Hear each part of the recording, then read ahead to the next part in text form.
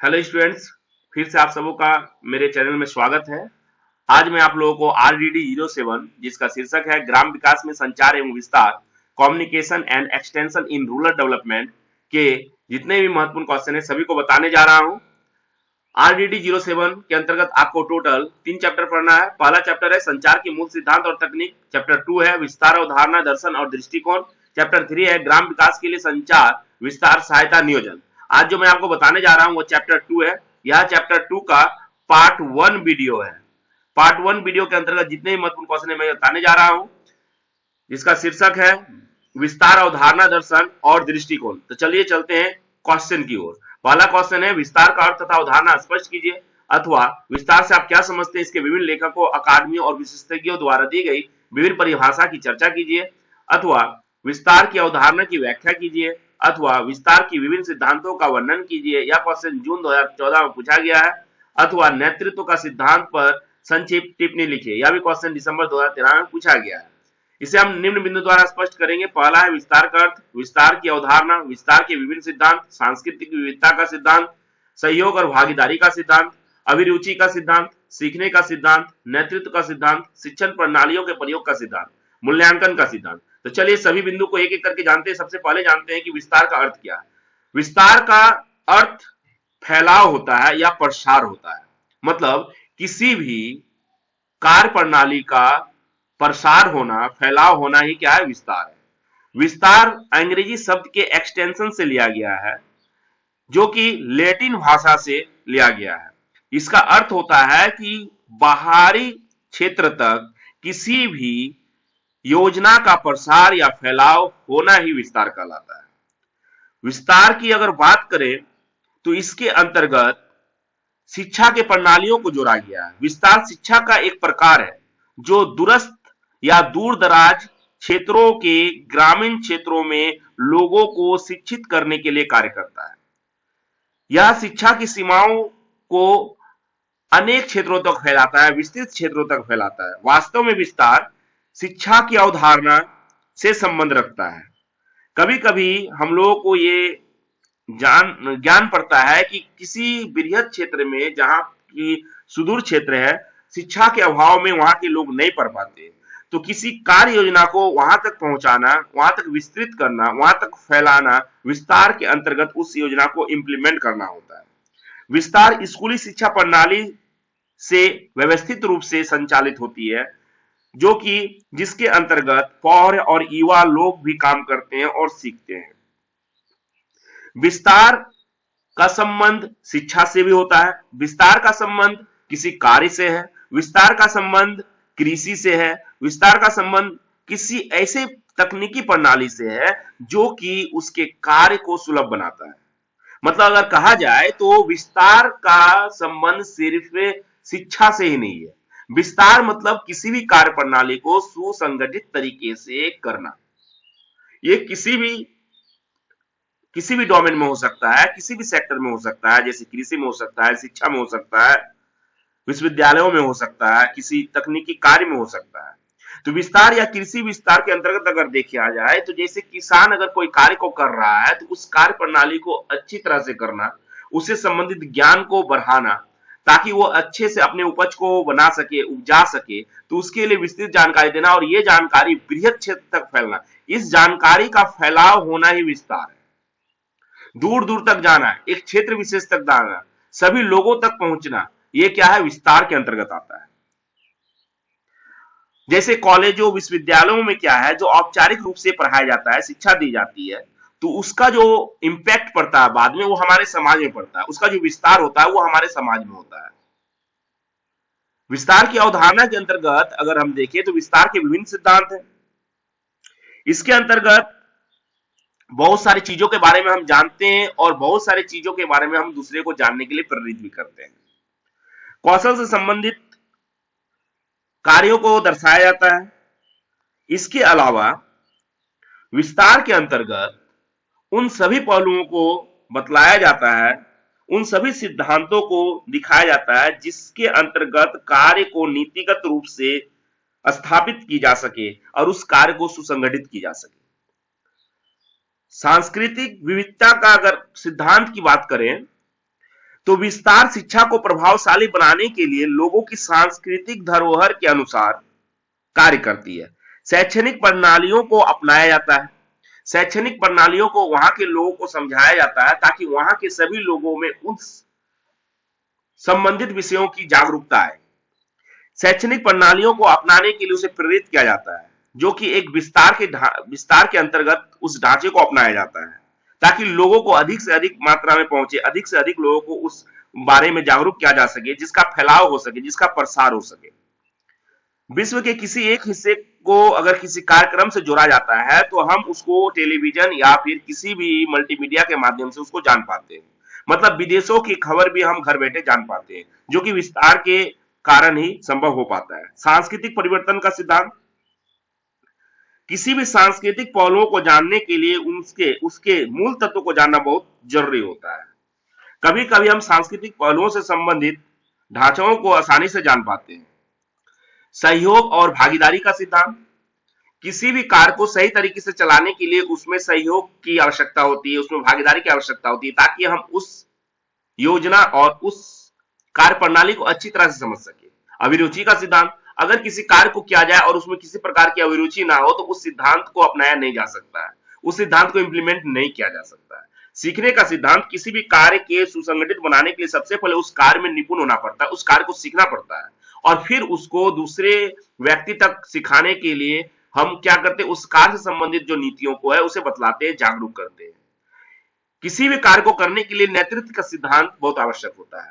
Suppose हम किसी ग्रामीण क्षेत्र में शिक्षा से संबंधित किसी योजना को बताने जा रहे हैं और अगर उस शिक्षा से संबंधित योजना को हम सही तरीके से नहीं बतला पाते हैं तो हमारा नेतृत्व सही नहीं होता है, इसलिए नेतृत्व का होना बहुत जरूरी होता है। शिक्षण प्रणालियों के प्रयोग का सिद्धांत, किसी भी शिक्षण प्रणालियों से संबंधित कोई भी तकनीक है उसका सही प्रयोग किया जाना बहुत आवश्यक होता है ताकि लोगों को जागरूक किया जा सके और उससे संबंधित तथ्यों से उसे रूबरू किया जा सके। मूल्यांकन का सिद्धांत, किसी भी सिद्धांत के इंप्लीमेंट के बाद उसका आउटपुट क्या निकलता है, किसी भी योजना के संचालन के बाद उसका रिजल्ट क्या है, वो मूल्यांकन के सिद्धांत की अवधारणा को स्पष्ट करता है। मतलब अगर हम किसी भी विस्तार की अवधारणा को स्पष्ट करते हैं, किसी भी अकादमिक या लेखकों के, विशेषज्ञों के थॉट को हम दूसरे लोगों तक पहुंचाते हैं और वो व्यक्ति अगर उससे संबंधित जो पहलू है उसको जान जाता है, अच्छी तरह से समझ लेता है, तो वो हमारा मूल्यांकन के सिद्धांत में आता है कि नहीं हम उसको अच्छी तरह से इंप्लीमेंट कर पाए। मूल्यांकन का सिद्धांत होता है किसी भी कार्य प्रणाली का परिणाम। नेक्स्ट क्वेश्चन है, विस्तार की विभिन्न उद्देश्यों को बताइए। विस्तार की विभिन्न उद्देश्यों को हम निम्न बिंदु द्वारा स्पष्ट करेंगे। पहला, विस्तार की विभिन्न उद्देश्य, इसके अंतर्गत ज्ञान का विकास, अभिव्यक्ति का विकास, कौशल का विकास। तो विस्तार के सामान्य उद्देश्य को सही तरीके से दर्शाने के लिए हम लोग क्या करते हैं, हमारे आसपास में जितने भी रिसोर्सेस उपलब्ध है, मतलब जितने भी संसाधन उपलब्ध है, उससे संबंधित किसी भी योजना को हम संगठित तरीके से चलाने के लिए और उसको ग्रामीण क्षेत्रों में रहने वाले लोगों को उस तक उसका लाभ पहुंचाने के लिए हम विस्तार का प्रयोग करते हैं। विस्तार का प्रयोग मतलब अगर सपोज मान लीजिए हम किसी कुआं को बनाते हैं, चापाकल को बनाते हैं, ठीक है, या भूमि से संबंधित ऐसे कार्य को करते हैं जिससे किसानों को लाभ हो सके या जिससे वहां के ग्रामीण क्षेत्रों के लाभ हो सके, तो उस लाभ को अधिक से अधिक लोगों तक पहुंचाना ही क्या है, विस्तार का उद्देश्य होता है। जैसे मान लीजिए हम किसी ग्रामीण क्षेत्र में कोई कार्य कर रहे हैं और वहां के लोग तो उस क्षेत्र से संबंधित जो योजना है उसका तो लाभ ले ही रहे हैं और हम चाहेंगे कि उस क्षेत्र के अलावा भी दूसरे क्षेत्र के लोग उस योजना का लाभ ले, तो उस योजना से संबंधित पहलुओं को दूसरे क्षेत्र के लोगों को बताना जरूरी हो जाता है, बताना पड़ता है ताकि वहां के लोग भी जागरूक हो और उस योजना के लाभ से वो जुड़ सके। तो उस योजना को एक गांव से दूसरे गांव तक पहुंचाना, एक क्षेत्र से दूसरे क्षेत्र तक पहुंचाना, यह विस्तार के उद्देश्यों की पूर्ति करता है। इसके लिए ज्ञान का होना बहुत जरूरी होता है। लोगों की समस्याओं का पता लगाना और उनका विश्लेषण करना तथा उनकी आवश्यकताओं की पहचान करना बहुत जरूरी होती है। लोगों में नेतृत्व की भावना उत्पन्न करना भी बहुत जरूरी होता है विस्तार को सुचारू रूप से चलाने के लिए। अगर सूचना के कौशल विकास की बात की जाए, जैसे ज्ञान का विकास है, ज्ञान का विकास मतलब लोगों को उस योजना के प्रति कुशल ज्ञान देना, जागरूक करना, इन सभी बिंदुओं को देखा जाता है। किसी भी कार्य को करने के लिए उसकी कार्य दशा को तैयार किया जाता है, उसकी रूपरेखा को तैयार किया जाता है और उससे संबंधित ज्ञान को बतलाया जाता है। सूचना में कौशल विकास, सूचना प्राप्त करना और उपयोग करना दोनों ही होता है। अभिवृत्ति का विकास अगर बात की जाए तो अभिवृत्ति का विकास मतलब सीखा हुआ चीज को भावनात्मक रूप से अपनाना। किसी भी चीज को हम जो सीखते हैं फिर उसका इंप्लीमेंट करना ही अभिवृत्ति का विकास होता है। कौशल विकास, कौशल विकास मतलब स्किल डेवलपमेंट। आप किसी भी कार्य को अगर करते हैं, अगर आप में क्वालिटी है तो आप किसी भी कार्य को अच्छी तरह से कर सकते हैं। कार्यक्रम का नियोजन करने में कौशल विकास का ध्यान बहुत ही आवश्यक होता है। जैसे किसान जो जानकारी या ज्ञान तथा सहायता प्राप्त करता है, जिसे परंपरागत उसके पास है, लेकिन कौशल विकास अगर वो ट्रैक्टर का इस्तेमाल करता है, अगर वो हल का इस्तेमाल करता है, वो टेक्नोलॉजी का इस्तेमाल करता है अपने कार्य क्षेत्र में, तो उसे कौशल विकास के अंतर्गत आकलन किया जाता है। किसी भी क्षेत्र में कौशल विकास होना उसके स्किल डेवलपमेंट को दर्शाता है। नेक्स्ट क्वेश्चन है, भारत में स्वतंत्रता पूर्व तथा स्वतंत्रता उपरांत विभिन्न व्यक्तिगत, सामूहिक, सामुदायिक प्रयासों की विस्तार से चर्चा कीजिए अथवा विस्तार के लिए गांधीवादी रचनात्मक कार्यक्रम पर संक्षिप्त टिप्पणी लिखिए। यह क्वेश्चन दिसंबर 2012 में पूछा गया। अथवा विस्तार की एक पहल के रूप में शांति निकेतन पर टिप्पणी लिखिए अथवा गुड़गांव परियोजना पर संक्षिप्त टिप्पणी लिखिए। तो सबसे पहले हम लोग जानेंगे कि विस्तार के व्यक्तिगत, सामूहिक या सांप्रदायिक प्रयास क्या है, स्वतंत्रता की पूर्व और स्वतंत्रता उपरांत विस्तार की क्या स्थिति रही है, विस्तार के विभिन्न पहलू के अंतर्गत हम जानेंगे शांति निकेतन की अवधारणा, गांधीवादी रचनात्मक कार्यक्रम, गुड़गांव परियोजना, मानथनडम परियोजना, भारतीय ग्राम सेवा इटावा परियोजना, नीलोखेरी परियोजना, सभी को एक एक करके जानेंगे। तो सबसे पहले जानते हैं कि विस्तार के व्यक्तिगत, सामूहिक और सामुदायिक प्रयास क्या है। किसी भी कार्य परियोजना को किसी क्षेत्र विशेष पर व्यक्तिगत रूप से संचालन करने हेतु जो उपाय किए जाते हैं, जो प्रसार किए जाते हैं, जो विस्तार किया जाता है, वो विस्तार के व्यक्तिगत आकलन के अंतर्गत आता है। सेम उसी तरह जब हम सामूहिक रूप से करते हैं तो वो विस्तार के सामूहिक प्रयास में आता है।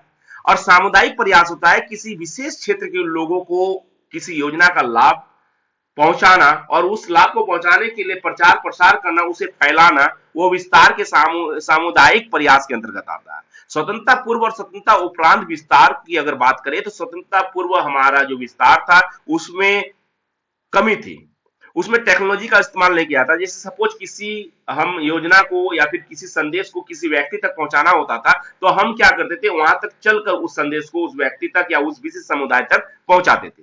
लेकिन स्वतंत्रता पूर्व, स्वतंत्रता के बाद जो हमारा डेवलप हुआ है, डेवलपमेंट हुआ है, विकास हुआ है, उसके अंतर्गत बहुत सारी योजनाओं को विस्तार के कार्य में जोड़ा गया है। किसी भी योजना के विस्तार के लिए बहुत सारे टेक्नोलॉजी का इस्तेमाल किया गया है ताकि कम समय में अधिक जन समूह तक उस लाभ का जो मोटिव है उसको पहुंच सके। मतलब किसी भी क्षेत्र विशेष से लेकर किसी भी बृहद क्षेत्र तक किसी योजना का लाभ आसानी से विस्तृत रूप से, विस्तार रूप से पहुंचाया जा सकता है, जो कि विस्तार के अंतर्गत आता है। विस्तार के विभिन्न पहल की बात करें, जैसे सरकार के द्वारा, भारतीय सरकार के द्वारा, भारत गवर्नमेंट के द्वारा बहुत सारे योजनाओं को चलाया गया ताकि उस योजनाओं का लाभ बहुत सारे लोगों तक पहुंच सके। पहला है शांति निकेतन की अवधारणा। ग्राम विकास कार्य के अंतर्गत 1908 में श्री रविन्द्रनाथ टैगोर ने कालीग्राम परगना के गांव में युवा संगठन प्रारंभ किया। युवा संगठन के उपरांत किसी भी कार्य को करने के लिए उसमें कार्यकर्ताओं को जोड़ा गया। ये क्या हुआ, एक तरह का विस्तार हुआ। जैसे किसी भी कार्य करते हैं तो हम लोग क्या करते हैं, छोटा मोटा ग्रुप बनाते हैं, एक हम समूह बनाते हैं। समूह बनाने के बाद फिर उसमें थोड़ा थोड़ा समूह को विस्तृत रूप से बढ़ाते हैं, उसमें और मेंबर जोड़ते हैं। तो वो क्या है, एक तरह के विस्तार है। एक तरह से उसको हम क्या कर रहे हैं, उसको हम बढ़ा रहे हैं, उसको फैला रहे हैं।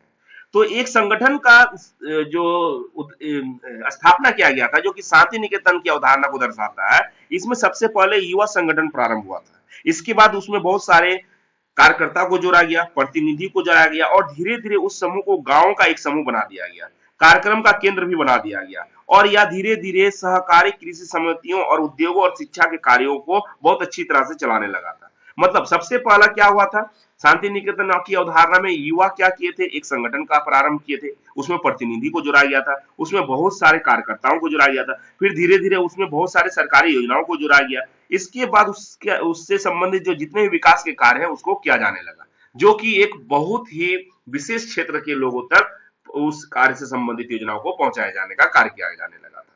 गांधीवादी रचनात्मक कार्यक्रम, गांधीवादी रचनात्मक कार्यक्रम का उद्देश्य जो होता है वो मोहनदास करमचंद गांधी ने लोगों को इस बात से अवगत कराया था कि भारत गांव में बसता है और एक आम आदमी का उत्थान देश का उत्थान होता है। उन्होंने ये भी बतलाया था कि यदि गांव नष्ट हो जाता है तो भारत भी नष्ट हो जाएगा।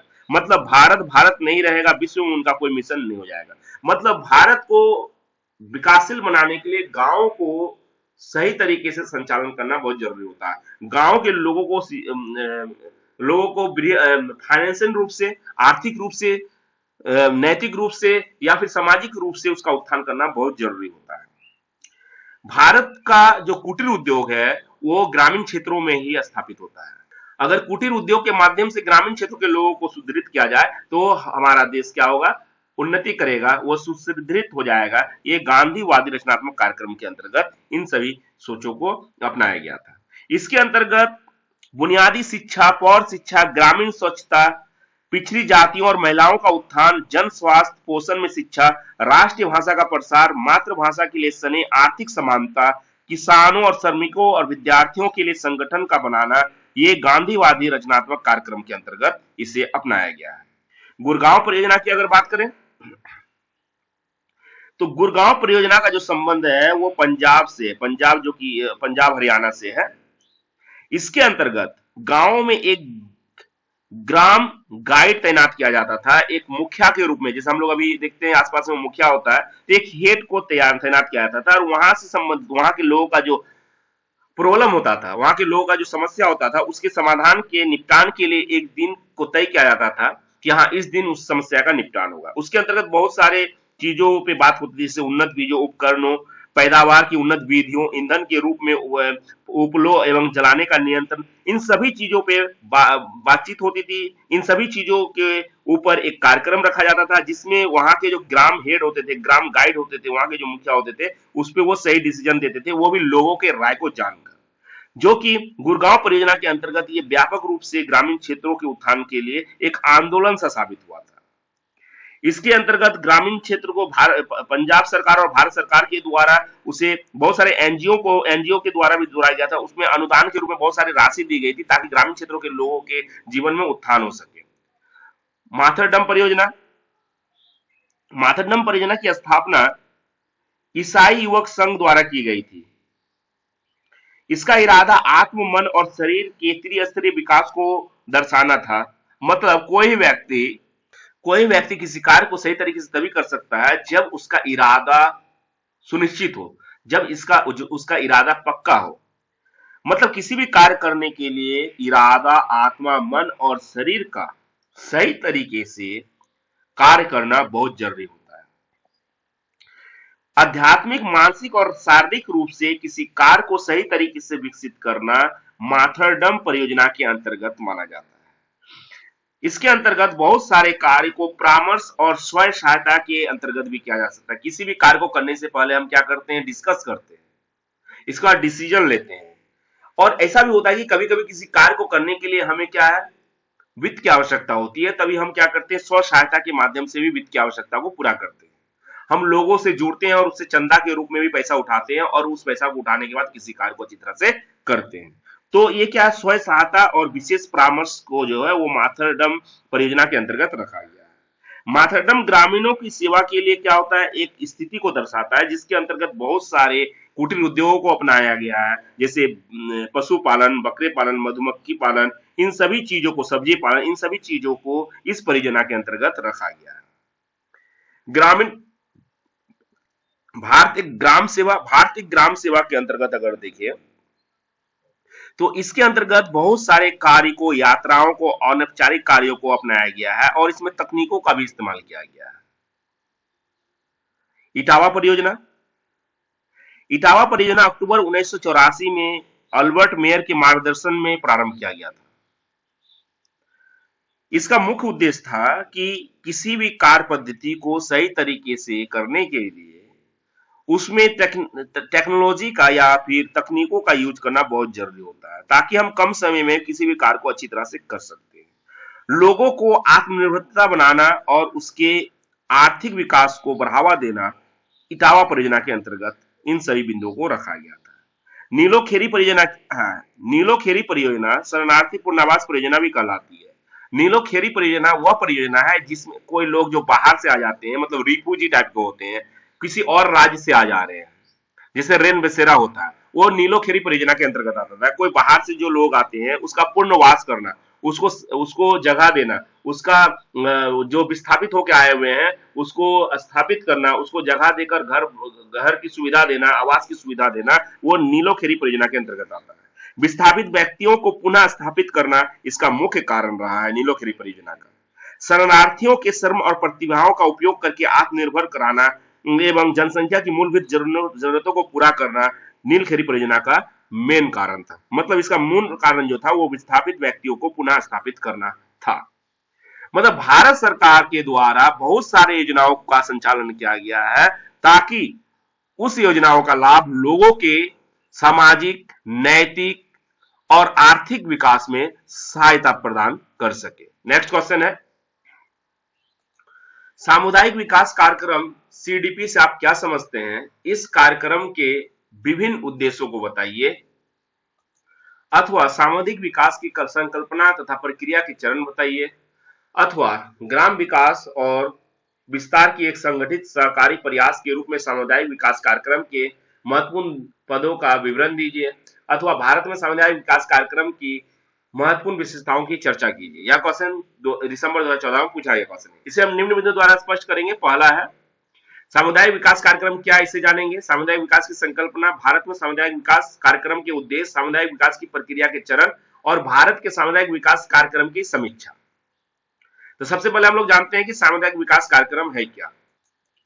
सामुदायिक विकास कार्यक्रम 2 अक्टूबर 1952 को स्वतंत्र भारत में प्रमुख विकास कार्यक्रम के रूप में स्थापित किया गया था। सामुदायिक विकास कार्यक्रम का अर्थ जो होता है किसी विशेष समूह तक किसी योजना का लाभ वहां के गरीब लोगों तक पहुंचाना था। इसकी शुरुआत के अंतर्गत, मतलब अगर इस सामुदायिक विकास कार्यक्रम के अंतर्गत बहुत सारी योजनाओं को जोड़ा गया था, लगभग 55 परियोजनाएं थी। इसके अंतर्गत बहुत सारी योजनाओं को जोड़ा गया था। प्रत्येक परियोजनाओं में लगभग 3500 गांवें थी। सामुदायिक विकास कार्यक्रम का जो शुरुआत था, सामुदायिक विकास कार्यक्रम का जो शुरुआत था वो 2 अक्टूबर 1992 को हुआ था और इसका मुख्य उद्देश्य था कि ग्रामीण क्षेत्रों के लोगों तक किसी भी योजना का लाभ आसानी से पहुंचाना, वहां के लोगों के उत्थान के लिए इस योजना का संचालन किया गया था। इसके अंतर्गत 55 परियोजनाएं थी और इन सभी परियोजनाओं के अंतर्गत 3500 गांवों को चयनित किया गया था। सामुदायिक विकास की संकल्पना की अगर बात करें तो इसका जो मुख्य उद्देश्य था वहां के लोगों में प्रशासनिक ढांचा को विकसित करना। सामुदायिक विकास सामाजिक कार्य की प्रक्रिया को दर्शाता है जिसमें समुदाय के लोग अपने योजना बनाने और कार्य करने के लिए संगठित होते हैं। हम यूजुअली क्या देखते हैं कि ग्रामीण क्षेत्रों में लोग अगर कोई कार्य को करते हैं तो पहले वो क्या करते हैं, एक सभा करते हैं, आम सभा करते हैं, एक छोटा सा मीटिंग करते हैं, फिर उस कार्य को सही तरीके से करने के लिए उसकी रूपरेखा तैयार करते हैं। रूपरेखा तैयार करने के बाद जब डिसीजन पक्का हो जाता है तब उस कार्य की शुरुआत करते हैं, जो कि सामुदायिक विकास की संकल्पना को दर्शाता है। भारत में सामुदायिक विकास के अंतर्गत बहुत सारी योजनाओं को दर्शाया गया है जो कि समूह और व्यक्तिगत योजनाओं से परे है। भारत में सामुदायिक विकास कार्यक्रम के उद्देश्य के अंतर्गत बहुत सारे बिंदुओं को देखा गया है, जैसे कि प्रत्येक गांव में प्रभावी पंचायत, सहकारी समितियां और स्कूल के लिए सहायता करना, परिवार, गांव, खंड और जिले के विकास की योजनाएं तैयार किया जाता है ताकि उस परिवार के लोगों को भी लाभ पहुंच सके। जैसे मनरेगा का अगर कोई योजना, तो मनरेगा का योजना जो है एक ग्रामीण क्षेत्रों में तो है, उसके साथ साथ हर एक परिवार को भी है कि परिवार के एक व्यक्ति को काम मिलना चाहिए। अगर काम नहीं मिलता है तो उसको बेकारी भत्ता मिलना चाहिए। मनोरंजन सुविधाएं और कार्यक्रम प्रदान करने का भी प्रावधान है। बच्चों और पौर शिक्षा कार्यक्रमों को अपनाया गया है। न्यूनतम मूलभूत स्वास्थ्य सुविधाएं और प्राथमिक स्वास्थ्य संस्थाएं प्रदान की गई है। इन सभी चीजों को अपनाना कार्यक्रम के उद्देश्य के अंतर्गत आता है। आवास और परिवार की रहन सहन की स्थिति को बेहतर बनाना, ग्रामीण महिलाओं और युवाओं के लिए कार्यक्रम प्रदान करना, भारत में सामुदायिक विकास कार्यक्रम के अंतर्गत इन सभी बिंदुओं को जोड़ा गया है। इसके अंतर्गत स्किल डेवलपमेंट से संबंधित कार्यों को भी जोड़ा गया है। वहां के लोगों को प्रशिक्षण प्राप्त प्रदान कर उसे आजीविका से जोड़ने का कार्य किया गया है। छोटे छोटे कुटीर उद्योगों का प्रशिक्षण देना, ग्रामीण क्षेत्रों के लोगों को, महिलाओं को कुटीर उद्योग से संबंधित विषयों पर प्रशिक्षित करना और उसे आजीविका के सोर्स से जोड़ना, इन सभी योजनाओं का कार्य रहा है। सामुदायिक विकास प्रक्रिया के चरण के अंतर्गत बहुत सारे कार्य को दर्शाया गया, जिसमें समुदाय के सदस्यों द्वारा उन कार्य में सहभागिता को दर्शाया गया। कोई भी कार्य को अगर स्टार्ट किया जाता है तो उसमें भौतिक, आर्थिक और सामाजिक संगठन से संबंधित होना बहुत जरूरी होता है। उन लोगों का इन्वॉल्वमेंट होना बहुत जरूरी होता है। इसमें सबसे पहले चरण जो है, सामुदायिक विकास प्रक्रिया के चरण में हम लोग बहुत सारे बिंदुओं को देखते हैं, जैसे आवश्यकताओं की पहचान करते हैं, उद्देश्य निर्धारण करते हैं कि अगर हम इस योजना को इंप्लीमेंट करते हैं तो इसका उद्देश्य क्या है और इससे किस किस व्यक्ति को लाभ पहुंचेगा। ग्रामीण क्षेत्रों में किन आयु वर्गों के लोगों को लाभ पहुंचेगा, लेडीज को लाभ पहुंचेगा, जेंट्स को लाभ पहुंचेगा, बच्चों को लाभ पहुंचेगा, बूढ़ों को लाभ पहुंचेगा, किसको लाभ पहुंचेगा। संसाधनों का निर्धारण करते हैं, मूल्यांकन करते हैं, विकल्पों पर विचार करते हैं, इसका निर्णय लिया जाता है, नेतृत्व किया जाता है, कार्रवाई किया जाता है। सामुदायिक समस्याओं को सुलझाने का भी प्रावधान रखा जाता है सामुदायिक विकास प्रक्रिया के चरण के अंतर्गत। मतलब किसी कार्य को करने के लिए सबसे पहले उसका पहचान करना, उसको निर्धारण करना, उसको इंप्लीमेंट करना, उससे क्या क्या लाभ पहुंच रहा है, उसको कितने आदमी तक उसका लाभ पहुंच रहा है, उस लाभ में, उस योजना में कौन कौन व्यक्ति शामिल हो रहे हैं, ग्रामीण क्षेत्रों की महिलाओं को शामिल कैसे किया जाए, पुरुषों को शामिल कैसे किया जाए, वृद्धों को शामिल कैसे किया जाए, वहां के जो बेरोजगार युवक है उसको शामिल कैसे किया जाए, इन सभी तथ्यों को पहचाना जाता है। भारत के सामुदायिक विकास कार्यक्रम की समीक्षा। तो भारत में सामुदायिक विकास कार्यक्रम की समीक्षा करना मतलब हम रिव्यू करते हैं कि आखिरकार ये जो कार्यक्रम है ये सही है या नहीं है। तो भारत में सरकारी कार्यक्रमों द्वारा ग्रामीणों की आवश्यकताओं का निर्धारण करना ही उसका दायित्व होता है। मतलब भारत में किसी भी प्रक्रिया का संचालन होना, किसी भी योजना का संचालन होना, किसी भी डेवलपमेंट कार्यक्रम का होना और उससे लोगों को लाभ पहुंचाना, और वो लाभ पहुंच रहा है या नहीं पहुंच रहा है, उस लाभ से कितने लोग वंचित हैं, उसका आकलन करना ही समीक्षा कहलाता है। समुदाय विकास से संबंधित योजनाओं का लाभ लोगों तक पहुंच रहा है या नहीं पहुंच रहा है, क्यों नहीं पहुंच रहा है, कितने लोग वंचित है, इन सभी तथ्यों का आकलन करना ही क्या है, समीक्षा है। नेक्स्ट क्वेश्चन है, राष्ट्रीय विस्तार सेवा क्या है, संक्षिप्त में बताइए। राष्ट्रीय विस्तार सेवा पर संक्षिप्त टिप्पणी लिखिए। यह क्वेश्चन दिसंबर 2013 में पूछा गया, इसे निम्न बिंदु द्वारा स्पष्ट करेंगे। पहला है, राष्ट्रीय विस्तार सेवा क्या है, राष्ट्रीय विस्तार में ग्रामीण विकास का क्या रोल है, राष्ट्रीय विस्तार सेवा का उद्देश्य क्या है, सभी को हम लोग एक एक करके जानेंगे। तो राष्ट्रीय विस्तार सेवा, जिसको हम संक्षिप्त रूप से जानते हैं NIS, तो राष्ट्रीय विस्तार सेवा कार्यक्रम 1953 में प्रारंभ किया गया था। इसका प्रारंभ लागत जो थी वो अधिक लोगों की सहभागिता थी। राष्ट्रीय विकास सेवा का उद्देश्य जो था वो था ग्रामीण क्षेत्रों में रहने वाले लोगों की सहभागिता को सुनिश्चित कराना, ताकि सहभागिता और व्यापक क्षेत्र के बीच क्या हो, एक सही संबंध स्थापित हो। इसके अंतर्गत ग्रामीण पुनर्निर्माण जैसे कार्य को क्या किया, इसके अंतर्गत ग्रामीण क्षेत्र के विकास के लिए खंड कार्यालय में खंड विकास पदाधिकारी के अंतर्गत कार्य को सुनिश्चित किया गया। मतलब किसी भी ग्रामीण क्षेत्र में किसी योजना का जो हेड होता है, खंड कार्यालय का जो हेड होता है वो विकास अधिकारी होता है, मतलब वहां का बीडीओ होता है। जैसे किसी प्रखंड में अगर किसी योजना को इंप्लीमेंट करना है, उस प्रखंड में योजना को इंप्लीमेंट करने से पहले सबसे पहले उसका जो आदेश आता है सरकार के द्वारा, वो जिला स्तर पे आता है, जिला स्तर के बाद कहां पे आता है, वो ब्लॉक स्तर पे आता है, और ब्लॉक में जो उसका हेड होता है वो बीडीओ होता है। इसके अंतर्गत योजनाओं को कैसे इंप्लीमेंट करना है, लोगों तक तो कैसे पहुंचाना है, उनका सभी रिस्पांसिबिलिटी वहां के विकास अधिकारी का होता है। राष्ट्रीय विस्तार सेवा के अंतर्गत बहुत सारे छोटे छोटे योजनाओं को ग्रामीण क्षेत्रों में लागू किया जाता है, जैसे कृषि, पशुपालन, सहकारिता, उद्योग, ग्रामीण कुटीर उद्योग, स्वच्छता आदि बहुत सारे बहुउद्देशीय योजनाओं को लागू कर ग्रामीण क्षेत्रों में रहने वाले गरीब निर्धन लोगों के जीवन में कैसे उत्थान किया जाए, इन सभी पहलुओं पे विचार किया जाता है। राष्ट्र सेवा में ग्रामीण विकास तभी हो सकता है जब ग्रामीण क्षेत्रों का विकास अच्छी तरह से हो, तो उसके साथ साथ राष्ट्र का भी विकास हो सकता है। राष्ट्रीय विकास सेवा का अगर उद्देश्य की बात करें, उसका मेन उद्देश्य जो होता है वह ग्रामीण क्षेत्रों में रहने वाले लोगों के आजीविका में परिवर्तन लाना। आजीविका में परिवर्तन लाने के लिए उसे क्या करना, प्रशिक्षित करना, उसमें स्किल डेवलपमेंट करवाना, ताकि वो क्या कर सके, आत्मनिर्भर हो सके और वो अपने आमदनी में इजाफा कर सके। नेक्स्ट क्वेश्चन है, भारत में पंचायती राज प्रणाली की प्रमुख विशेषताओं को स्पष्ट कीजिए। यह क्वेश्चन जून 2014 में पूछा गया है।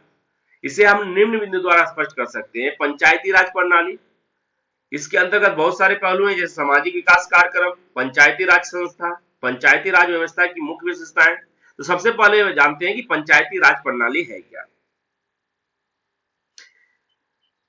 सरकार के द्वारा सामुदायिक विकास और राष्ट्रीय विस्तार के लिए पंचायती राज प्रणाली को अपनाया गया। मतलब सामुदायिक विकास और राष्ट्रीय विस्तार सेवाओं के कार्य के मूल्यांकन के लिए 1957 में बलवंत राय मेहता की अध्यक्षता में एक अध्ययन टीम की नियुक्ति की गई, जिसके अंतर्गत यह प्रस्तुत किया गया और उस समिति ने भारत में पंचायती राज की सिफारिश की।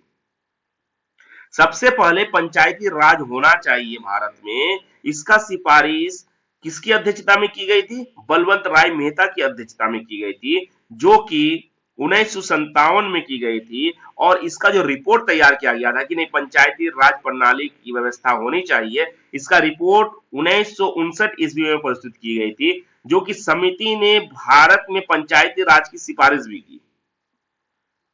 इसके अंतर्गत त्रिलोकीय व्यवस्था की स्थापना की जाने की सिफारिश की गई। जैसे योजना कार्यक्रमों में इसके अंतर्गत सबसे पहले जो राज्य आया था वो राजस्थान और आंध्र प्रदेश था। मतलब पंचायती राज प्रणाली को सर्वप्रथम प्रारंभ करने वाला राज्य जो था वो राजस्थान और कौन था, आंध्र प्रदेश था। इसके अंतर्गत सामुदायिक विकास संबंधित कार्यक्रमों को ग्रामीण समुदाय तक कैसे पहुंचाया जाए, इन सभी उद्देश्यों को बतलाया गया है। सामुदायिक विकास कार्यक्रम के अंतर्गत बहुत सारे कमेटियों का भी निर्माण हुआ, बहुत सारे संशोधन हुए और इसे संवैधानिक संशोधन के उपरांत इसे लागू भी किया गया। पंचायती राज व्यवस्था की प्रमुख विशेषताओं की अगर बात करें तो यह स्थानीय स्वशासन का त्रिस्तरीय ढांचा है, जहां ग्राम स्तर पर ग्राम पंचायत नागरिक और विकास संबंधी व्यवस्था की देखभाल करती है। उसी तरह क्या होता है, प्रखंड स्तर पर प्रखंड ग्रामीण क्षेत्रों की जो समस्या है उसको देखा जाता है, और ब्लॉक स्तर पर जो देखा गया, इसके बाद जिला स्तर होता है। मतलब पंचायती राज अंतर्गत पंचायती राज प्रणाली जो है वो त्रिस्तरीय होता है, एक जिला स्तरीय, प्रखंड स्तरीय और ग्राम स्तरीय, तीन तरह का होता है इसमें। ठीक है, प्रखंड सबसे पहला जिला स्तरीय, इसके बाद प्रखंड स्तरीय और पंचायत स्तरीय। पंचायती राज प्रणाली त्रिस्तरीय प्रणाली है और इसका मुख्य उद्देश्य होता है कि ग्रामीण क्षेत्रों के लोगों को लाभ पहुंचे। ग्रामीण क्षेत्रों के लोग किसी भी अगर योजना को इंप्लीमेंट किया था, सबसे पहले जिला स्तरीय होता है, इसके बाद उसको प्रखंड में लागू किया जाता है, और प्रखंड में लागू करने के बाद उसे पंचायत में लागू किया जाता है। इसका जो मुख्य विशेषता है ये है कि हम किसी भी योजना, भारत सरकार के द्वारा किसी भी योजना को अगर संचालित किया जाता है तो वो ग्रामीण क्षेत्रों में सही तरीके से पहुंच सके और वो आसानी से पहुंच सकता भी है। जैसे ग्रामीण क्षेत्रों में ग्राम के जो हेड होते हैं, गाइड होते हैं, जो मुखिया होते हैं, प्रखंड स्तर पे वीडियो क्या करते हैं, किसी भी योजना को इंप्लीमेंट करने के लिए उसे उसका रिस्पॉन्सिबल पर्सन बना दिया जाता है और उससे संबंधित जो योजनाओं का लाभ होता है वहां के गरीब निर्धन गरीबों को, गरीब लोगों को मिलता रहता है। उससे संबंधित बहुत सारी योजनाएं हैं, जैसे पशुपालन है, किसी को घर नहीं मिलता, इंदिरा आवास है, ठीक है, पेयजल की सुविधा है, स्वच्छता है, इससे संबंधित बहुत सारे योजनाएं हैं, उससे जोड़ा जाता है वहां के लोगों को। नेक्स्ट क्वेश्चन है, संविधान के 73वां संशोधन अधिनियम 1992 तथा इसकी प्रमुख विशेषताओं की चर्चा कीजिए। अथवा संविधान के 73वां संशोधन अधिनियम 1992 पर संक्षिप्त टिप्पणी लिखिए। यह दिसंबर 2014 में पूछा गया है। इसे हम निम्न बिंदु द्वारा स्पष्ट करेंगे। पहला है संविधान के 73वां संशोधन अधिनियम 1992। संविधान अधिनियम 1992 की विशेषताएं क्या क्या है? इसके अंतर्गत बहुत सारी विशेषताएं जैसे ग्राम सभा, त्रिस्तरीय व्यवस्था, सीटों का आरक्षण, पंचायतों की बनावट, पंचायतों की अवधि, चुनाव का संचालन, वित्त आयोग, विकास संबंधी गतिविधियां। इसके अंतर्गत भी बहुत सारे पहलू हैं जैसे आर्थिक विकास, शिक्षा, स्वास्थ्य, कल्याण, महिला एवं बाल विकास, ढांचागत विकास। सभी को हम एक एक करके जानेंगे। सबसे पहले हम लोग जानेंगे कि संविधान अधिनियम 1992 क्या है और इसकी क्या विशेषता है। सरकार ने जनता को अधिकार देने के लिए बहुत सारे योजनाओं को संवैधानिक रूप से दर्जा दिया है। सरकार के द्वारा बहुत सारे अधिनियम बनाए गए, बहुत सारे कानून बनाए गए ताकि जनता को उसका अधिकार मिल सके। उन सभी संवैधानिक कानूनों के अंतर्गत, दर्जा के अंतर्गत संविधान का 73वां संशोधन जो है वो लोगों को उनके अधिकार को दिलाना इसका मुख्य उद्देश्य रहा है, ताकि लोगों को उसका हक मिल सके, उसका अधिकार मिल सके। इन सभी चीजों को सुनिश्चित करने के लिए सरकार के द्वारा संविधान अधिनियम 1992 को लागू किया गया, जो कि 73वां संशोधन के बाद इसे लागू किया गया था। 1991 में संविधान का 72वां संशोधन प्रस्तुत किया गया था। उसमें बहुत सारे पहलुओं को जोड़ा गया था जो कि ग्रामीण क्षेत्रों में रहने वाले निर्धन लोगों के हित में किया गया था, उसके अधिकारों में किया गया था। उन सभी को जोड़ने के बाद 1992 का अधिनियम लागू किया गया। मतलब 1991 में भी क्या था, बहुत सारे प्रारूप बनाए गए थे, बहुत सारे तथ्य को जोड़ा गया था। उसमें जोड़ने के बाद जो संशोधित प्रारूप बनाया गया 1992 में, जिसे हम क्या किस नाम से जानते हैं, संविधान अधिनियम 1992 के नाम से जानते हैं, जिसका मुख्य उद्देश्य था ग्रामीण क्षेत्रों में रहने वाले लोगों को उसका हक दिलाना, उसका अधिकार दिलाना। इसके अंतर्गत बहुत सारी विशेषताएं जैसे ग्राम सेवा।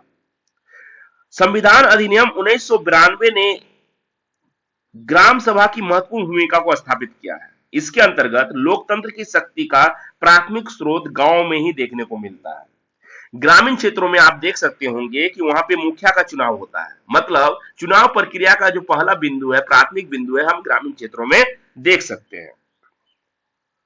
त्रिस्तरीय व्यवस्था, गांव में गांव, माध्यमिक और जिला स्तरों को बांटा गया है गांव को, जो कि त्रिस्तरीय व्यवस्था को दर्शाता है। सबसे पहले सबसे पहले क्या, त्रिस्तरीय व्यवस्था के अंतर्गत ग्राम है, इसके बाद पंचायत है, इसके बाद जिला है। मतलब अगर शॉर्टकट में समझे तो क्या है, लोगों को 3 स्तर में बांटा गया। 3 स्तर में लोगों को कैसे बांटा गया, एक ग्रामीण स्तर, प्रखंड स्तर और जिला स्तर। पंचायतों की एक रूपरेखा जो तैयार की गई त्रिस्तरीय व्यवस्था के अंतर्गत ही तैयार की गई है। सीटों का आरक्षण, अनुसूचित जातियों और अनुसूचित जनजातियों के लिए प्रत्येक पंचायत में उनकी जनसंख्या के अनुपात में सीटों के आरक्षण का प्रावधान इस अधिनियम में किया गया है। पंचायतों की बनावट की अगर बात करें तो इस संशोधन की एक उल्लेखनीय विशेषता यह भी है कि निर्वाचित क्षेत्र में प्रत्येक चुनाव से चुने गए व्यक्ति पंचायत के सभी पदों को भर सकते हैं। मतलब गांव स्तर पर अध्यक्ष का चुनाव हो सकता है और वो क्या, स्वतंत्र है। पंचायतों की अवधि अगर देखा जाए तो सामान्यतः प्रत्येक पंचायत का कार्यकाल 5 वर्ष का होता है, लेकिन यदि किसी कारण से इस अवधि के पूरा होने से पहले ही यह भंग हो जाती है तो 6 महीने के अंदर दोबारा चुनाव करा दिए जाने का प्रावधान रखा गया है। इस प्रकार पूर्ण गठित पंचायत 5 वर्षों की कुल अवधि के शेष वर्षों के लिए कार्य करेगी। पंचायतों की अवधि तो 5 वर्ष है, लेकिन किसी कारणवश अगर भंग हो जाता है तो फिर से चुनाव होता है 6 महीने के अंदर, और उस 5 वर्ष के कार्यकाल का जो समय बचा हुआ रहता है उसमें वो क्या होता है, वो कार्य किया जाता है। जो चयनित जो व्यक्ति होते हैं, प्रतिनिधि होते हैं, वो जो शेष जो कार्यकाल होता है, अवधि होता है, उसमें वो कार्य करते हैं। चुनावों का संचालन, पंचायतों के सभी चुनावों की मतदाता सूची तैयार के प्रबंध और निर्देशन और नियंत्रण का जिम्मेदारी राज्य के चुनाव आयोग की होती है। ग्रामीण क्षेत्रों में या पंचायत चुनाव में जैसे मुखिया का चुनाव होता है तो वहां पे भी जो मतदाता सूची तैयार करना या फिर वहां पे लोगों को इलेक्शन के बारे में निर्देश देना या वहां पे नियंत्रण होना या संचालन होना, किसी भी तरह का जो जिम्मेदारी होता है वो राज्य सरकार का होता है, राज्य सरकार के चुनाव आयोग की होती है। वित्त आयोग पंचायतों को विकास संबंधी विभिन्न गतिविधियों के लिए पर्याप्त धन उपलब्ध कराना वित्त आयोग का कार्य होता है। इसके लिए संविधान अधिनियम 1992 जो कि 73वां संशोधन के बाद बना था, 92 में यह प्रावधान किया गया है कि प्रत्येक राज्य में एक वित्त आयोग गठित हो ताकि इस आयोग का गठन प्रत्येक राज्य के राज्यपाल को संबंधित अधिनियम के अंतर्गत किया जा सके, ताकि ग्रामीण क्षेत्रों में अगर धन की उपलब्धता कराना हो तो इस आयोग के थ्रू किया जा सकता है। विकास संबंधी गतिविधियां, इस अधिनियम में पंचायतों को आर्थिक विकास के कार्यक्रमों की योजना बनाने और चलाने की शक्तियां और जिम्मेदारी दिया गया है। इसके अंतर्गत बहुत सारे पहलू जैसे आर्थिक विकास, आर्थिक विकास के अंतर्गत बहुत सारी योजनाओं को जोड़ा गया है ताकि वहां के लोगों का आर्थिक विकास हो सके, जैसे लघु सिंचाई, पशुपालन, मछली पालन, सामाजिक वानिकी, कृषि, लघु वन उत्पादन, लघु और कुटीर उद्योग, ईंधन तथा चारा उद्योग आदि।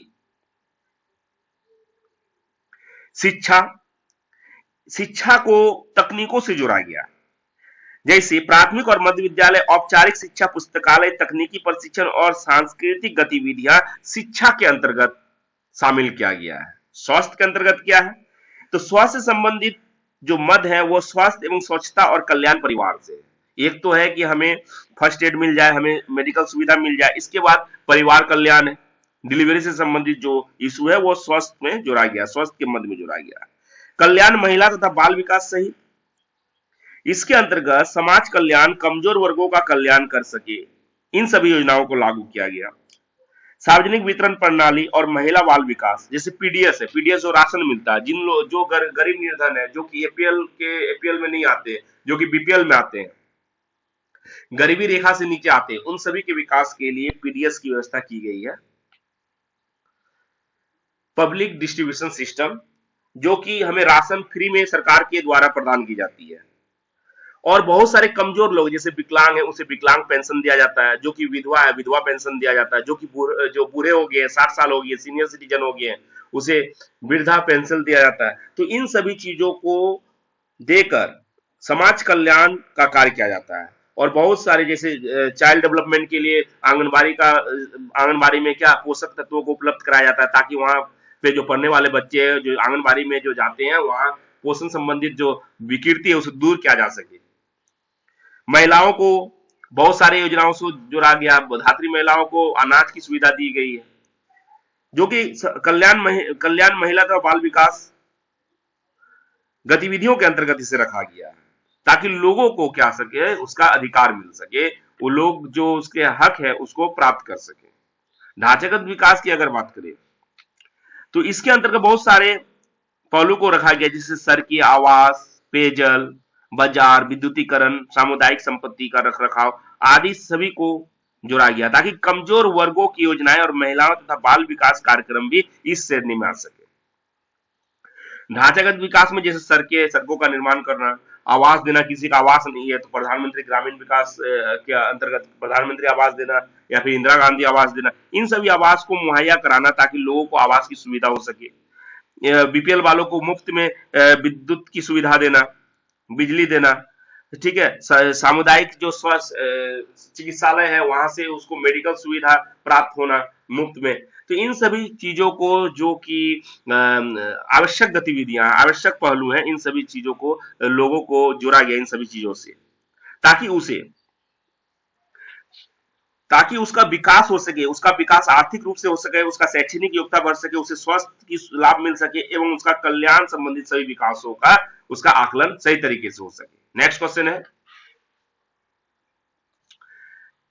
निम्नलिखित में संक्षिप्त टिप्पणी लिखिए। पहला है माथेरडम परियोजना, भारतीय ग्राम सेवा इटावा परियोजना और नीलोखेरी परियोजना। तो सभी को हम एक एक करके जानेंगे। माथेरडम परियोजना का जो स्थापना है वो ट्रावनकोर में ईसाई युवक संघ द्वारा किया गया था, जिसका उद्देश्य था कि किसी भी कार्य को सुसंगठित तरीके से चलाने के लिए इरादा का सही तरीका होना बहुत जरूरी होता है, मतलब इरादा का पक्का होना बहुत जरूरी होता है। इरादा आत्मा, मन और शरीर के विकास के अनुरूप ही हम किसी कार्य को अच्छी तरह से कर सकते हैं। जैसे मान लीजिए कि किसी कार्य को हम कर रहे हैं और हमारा क्या इरादा नहीं है उस कार्य को करने का, तो हम उस कार्य को अच्छी तरह से नहीं कर सकते। मतलब किसी भी कार्य के सही तरीके से संचालन के लिए उसमें उसका इन्वॉल्वमेंट होना बहुत जरूरी होता है, उसमें उसका मन का लगना बहुत जरूरी होता है। विशेषज्ञों के अनुसार अगर देखा जाए तो किसी भी कार्य को हम करने के लिए आध्यात्मिक रूप से भी कर सकते हैं, जिसमें मानसिक और शारीरिक नहीं बल्कि सामाजिक पक्ष का भी होना बहुत जरूरी होता है। और इसमें यह भी बतलाया गया है कि किसी कार्य को करने के लिए समाज का भी बहुत बड़ा रोल होता है। किसी कार्य को करने के लिए हम अपने मन को तो एकाग्रता की करते ही हैं, साथ ही समाज का भी रोल होता है। समाज में किसी कार्य को करने से पहले हम क्या करते हैं, आम सभा का गठन करते हैं। आम सभा में वो डिसीजन लिया जाता है, वो निर्णय लिया जाता है कि इस कार्य को कैसे किया जाए, इसकी क्या रूपरेखा है, इससे कितने लोग लाभान्वित होंगे और इसका क्या परिणाम आएगा। भारतीय ग्राम सेवा की अगर बात करें, भारतीय ग्राम सेवा के अंतर्गत 1945 में भारतीय ग्राम सेवा की स्थापना की गई। 1945 में भारतीय ग्राम सेवा की स्थापना की गई, जिसका उद्देश्य ग्रामीणों को अपने गांव में ही व्यक्ति स्वयंसेवी नेता और स्थानीय एजेंसियों को विकसित कर उनको स्वयं और दूसरों की सहायता करने योग्य बनाना, सर्वोत्तम बनाए जाने में सहायता करना, इन सभी चीजों को ध्यान में रखा गया। मतलब भारतीय ग्राम सेवा के अंतर्गत एक समूह का गठन किया गया जिसमें लोग एक दूसरे का हेल्प कर सके, जिसमें किसी भी कार्य को करने में वो एक दूसरे को वित्तीय सहायता भी दे सके। इन सभी चीजों को भारतीय ग्राम सेवा के अंतर्गत जोड़ा गया। इस संगठन में व्यक्तिगत संपर्क, औपचारिक सामूहिक वार्ताएं, स्वयं सेवकों का प्रयोग, निर्देशन, दृश्य सामग्रियों का निर्माण और प्रत्येक प्रदर्शनियों को जोड़ा गया, जिसमें नाटकों, पुस्तकों और पत्रिकाओं जैसे तकनीकों को भी जोड़ा गया। इसके अंतर्गत भारतीय ग्राम सेवा के अंतर्गत अगर किसी ग्रामीण क्षेत्र में रहने वाले लोगों को किसी चीज की आवश्यकता पड़ती है तो वहां के लोगों के द्वारा उस व्यक्ति को सहायता की जाए, उस व्यक्ति को वित्त की सहायता की जाए, उस व्यक्ति को किसी चीज के बारे में जागरूक किया जाए। इन सभी पहलुओं को जोड़ा गया है। इसके अंतर्गत अगर किसी कार्य योजना को समझाना हो तो वो नाटकों के द्वारा समझाते थे, पत्रिकाओं के द्वारा समझाते थे, प्रदर्शनों के द्वारा समझाते थे, या फिर किसी कार्य को करना होता था तो दौरे या यात्राएं करते थे। जैसे मान लीजिए इस ग्रामीण क्षेत्र के लोगों को हम समझा दिए, अब दूसरे ग्रामीण क्षेत्र के लोगों को समझाना है तो हम यात्रा करते थे, दूसरे ग्रामीण क्षेत्र तक चलते थे, फिर वहां समझाते थे, फिर तीसरा ग्रामीण क्षेत्रों तक जाते थे और फिर उस तरह की यात्रा कर करके हम समझाते थे। इटावा परियोजना, इटावा परियोजना अक्टूबर 1948 में अल्बर्ट मेयर के मार्गदर्शन से प्रारंभ किया गया था। यह उत्तर प्रदेश सरकार द्वारा प्रारंभ की गई थी।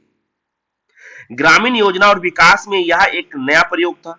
अल्बर्ट मेयर ने 4 विशेषज्ञों, शहर और ग्राम आयोजक, एक कृषि विस्तार विशेषज्ञ एवं एक कृषि इंजीनियर और एक ग्रामीण उद्योग विशेषज्ञ की टीम बनाई ताकि इस परियोजना में एकीकृत उपागम का प्रयोग किया जा सके। मतलब इटावा परियोजना के अंतर्गत 4 तरह के आयामों का वर्णन किया गया, 4 तरह के आयाम का स्थापना की गई, जिसके अंतर्गत कृषि को खास रखा गया, शहर और ग्रामीण क्षेत्रों के लोगों को भी रखा गया और उसके साथ साथ ग्रामीण उद्योग की एक विशेष टीम बनाई गई, जिसके अंतर्गत यह देखा गया कि विकसित विधियों को कितनी जल्दी से हम पूरा कर सकते हैं, किसी भी कार्य को करने के लिए कितना समय लगता है और उस कार्य को कैसे पूरा किया जाए। इस इटावा परियोजना के अंतर्गत इसका अध्ययन किया गया। स्थानीय, जिला और राज्य स्तर पर आत्मनिर्भरता कैसे विकसित किया जाए और किसी भी योजना से किसी लोगों को कैसे जोड़ा जाए, इन सभी चीजों को ध्यान में रखा गया। कृषि उत्पादन को बढ़ावा देना, जन स्वास्थ्य और पौध साक्षरता में सुधार लाना इटावा परियोजना का मुख्य उद्देश्य रहा है। किसी भी कार्य में औजारों एवं औद्योगिकी का जुड़ाव होना, टेक्नोलॉजी का यूज करना और उससे लोगों से काम कैसे करवाते हैं इसका नेतृत्व करना जरूरी होता है। जैसे मान लीजिए किसी टेक्नोलॉजी का यूज करना है तो सबसे पहले उस टेक्नोलॉजी के बारे में लोगों को बताना पड़ता है, प्रशिक्षित करना पड़ता है, प्रशिक्षित करने के बाद बताना पड़ता है कि इसको कैसे यूज किया जाए, इससे क्या लाभ हो सकता है, कितना समय बच सकता है, हम कितने ज्यादा से ज्यादा कार्य को कर सकते हैं। तो प्रशिक्षण जैसी तकनीकों के प्रशिक्षण या प्रौद्योगिकों को इटावा परियोजना के अंतर्गत जोड़ा गया है।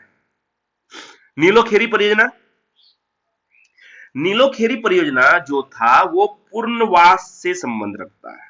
मतलब नीलोखेरी परियोजना शरणार्थी पुनर्वास परियोजना भी कहलाती है। इसे 1943 में प्रारंभ किया गया था, किंतु 1948 में इसने पूरी तरह से काम करना आरंभ कर दिया था। मतलब नीलोखेरी परियोजना की जो योजना की जो शुरुआत है 1943 में किया गया था, लेकिन इसकी अधिकता, इसका इंप्लीमेंट 1948 से स्टार्ट हो गया था, या पूरी तरह काम करना स्टार्ट कर दिया था। इसके अंतर्गत पश्चिमी पाकिस्तान के विस्थापितों के लिए नया नगर क्षेत्र विकसित किया गया था। मतलब पश्चिमी पाकिस्तान से जो लोग विस्थापित हो गए हैं, जो लोग रिफ्यूजी हो गए हैं, जो वहां से पलायन कर चुके हैं, जो वहां से माइग्रेट कर चुके हैं, उन सभी लोगों के विस्थापित और पूर्णवास से संबंधित बिंदुओं को इस पे आकलन किया गया था। नीलखेरी परियोजना के अंतर्गत वैसे लोग जो कि बाहर से आए हुए हैं, तो उसे रहने के लिए एक क्षेत्र प्रदान करना नीलखेरी परियोजना के अंतर्गत था। मतलब नीलखेरी परियोजना के अंतर्गत मेन रूप से पश्चिमी पाकिस्तान से विस्थापित लोगों के लिए नया नगर क्षेत्र विकसित करना इसका मुख्य उद्देश्य था। इसके अंतर्गत विस्थापित व्यक्तियों को पुनः स्थापित करना था। जो लोग बाहर से आए हुए, जो भाग गए हैं, जो कि माइग्रेट हो गए, पलायन कर चुके हैं, उसको फिर से स्थापित करना, उसको जगह देना, घर देना, खाना पीना देना, इसका मुख्य उद्देश्य था। रिफ्यूजी जो बाहर से आते हैं उसको रिफ्यूजी कहते हैं। तो रिफ्यूजियों या फिर शरणार्थियों के श्रम और प्रतिभाओं का उपयोग करके आत्मनिर्भर हासिल करना। बहुत सारे रिफ्यूजी तो बाहर से आए हुए हैं, भाग गए, मान लीजिए कि वो पश्चिमी पाकिस्तान से भाग के आए हैं, बांग्लादेश से भाग के आए हैं, तो उसका तो क्या करना है, पुनः स्थापित का काम ये इस योजना के अंतर्गत किया गया था। तो वहां के लोग के पास भी कुछ स्किल था, कुछ कौशल थे। जैसे मान लीजिए बहुत सारा व्यक्ति था जो कि काम करना जान रहा था, कृषि करना जान रहा था, बहुत सारा मैकेनिक का काम जान रहा था, तो उसको उसके अनुरूप उस कार्य दिया गया ताकि वो क्या कर सके, इनकम कर सके, ताकि वो उसका आर्थिक जो स्थिति है वो सही हो सके। एक तो हम उसको बैठाने का काम कर दिए, नगर क्षेत्र में हम दे दिए, उसको विस्थापित कर दिए, विस्थापित करने के लिए पुनः विस्थापित जो हुए जो लोग हैं उसको स्थापित कर दिए, ठीक है। तो जो विस्थापित हुए लोग हैं उसको स्थापित करने के लिए हम क्या किए, हम जगह का चयन किए, हम नगर क्षेत्र में उसको जगह दिए। उसके साथ साथ उसको अगर कोई डेवलपमेंट कार्य आता है, उसको किसी प्रकार का कोई हुनर है, तो उसके अनुसार उसको कार्य भी दे दिए, उससे उसका क्या हुआ, इनकम भी आना स्टार्ट हो गया। तो इन सभी चीजों को नीलोखेरी परियोजना के अंतर्गत जोड़ा गया था। मतलब नीलोखेरी परियोजना का मुख्य उद्देश्य जो था वो था विस्थापित व्यक्तियों को पुनः स्थापित करना। स्टूडेंट्स, अगर आप मेरे चैनल में न्यू है तो मेरे चैनल को जरूर सब्सक्राइब कर ले, और अगर आप सभी पेपर के चैप्टर वाइज वीडियो देखना चाहते हैं तो आप मेरे चैनल के प्ले लिस्ट पर जाकर आप वीडियो देख सकते हैं। वहां पे सभी पेपर के चैप्टर वाइज वीडियो आपको आसानी से मिल जाएंगे। और अगर आप मेरे चैनल को सब्सक्राइब नहीं किए हैं तो आप जरूर सब्सक्राइब कर लिए। Thank you.